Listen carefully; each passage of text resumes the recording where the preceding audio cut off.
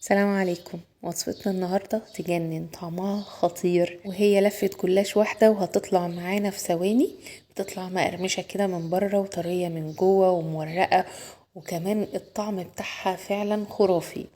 يلا نبدأ الفيديو نشوف عملناها ازاي، عشان احنا كمان عملنا لها صوص مختلف كده عن الشربات غير ما احنا متعودين.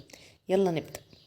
هنحتاج كوباية واحدة من اللبن، المقدار ده للفة جلاش واحدة، وكمان هيكفي الصوص اللي احنا عاملينه ده، هيتبقى منه نستخدمه لحاجات تانية كمان.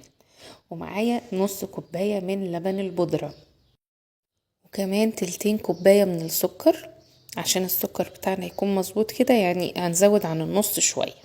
ومعايا ربع كوباية من القشطة او نص كوباية من القشطة، انا واخداها من على وش اللبن، لو مش موجودة ممكن تستبدليها بزبدة يكون طعمها حلو برضو، او علبة قشطة، او ممكن يعني نستغنى عنها، بس هي طبعا مديها طعم جميل جدا.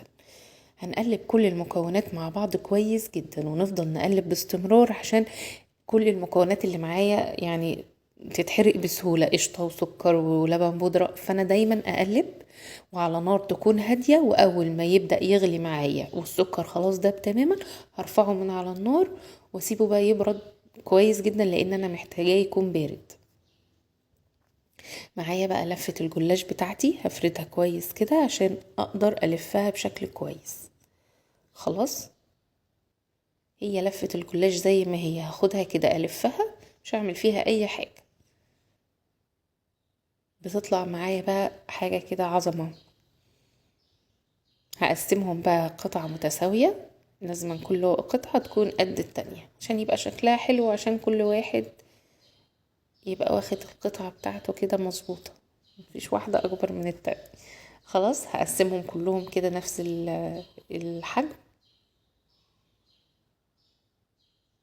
انا بقيت اقول يا رب اللي تتقسم 12 حتة، عشان خاطر الصينية بتاعتي 12، اللي هي بتاعت الكب كيك، تاخد كل واحدة ايه واحدة زيها، فهم تقسموا 12 قطعة. وكده بعد ما رصيناهم في الصينية، نكون محضرين معانا زبدة سايحة او سمنة، بس الزبدة بتبقى افضل، واهم حاجة يكون طعمها حلو. عايزين طعم الحاجة تطلع معانا حلوة، الزبدة اللي نستعملها تكون حلوة. وهنسقيهم كده، كل واحدة تاخد 3 معالق كبار. واول ما نسقيها هندخلها الفرن على درجة حرارة 200 من 15 ل 20 دقيقة، ونبقى قاعدين جنبها كده عشان ما تتحرقش مننا، نراقبها كل شوية، نبص عليها ونقيد لها الشواية برضو في الاخر تاخد اللون المظبوط ونطلعها. واول ما تطلع هنسقيها بقى بالصوص الجميل بتاعنا ده، هيكون برد يعني، يهدى كده شوية، وبعدين نحطه في التلاجة يسقع معانا. وهو الجلاش اول ما يطلع بيتسقي كده بالصوص الجميل ده. وخلاص كده الوصفة بتاعتي جاهزة، هيتاكل سخن هيتاكل ساقع، في كل الحالات بتاعته كان طعمه خطير. وعلى فكرة بيبقى مقرمش، مش بيبقى طري، لكن لو زودنا له الصوص شوية بيبقى طري وجميل برضو، يعني في كل عارفين كده ما بيطرى اكنك بتاكلي ام علي. لكن وهو ناشف جلاش وجميل ومقرمش ومورق من جوه، وطعمه فعلا كان تحفة.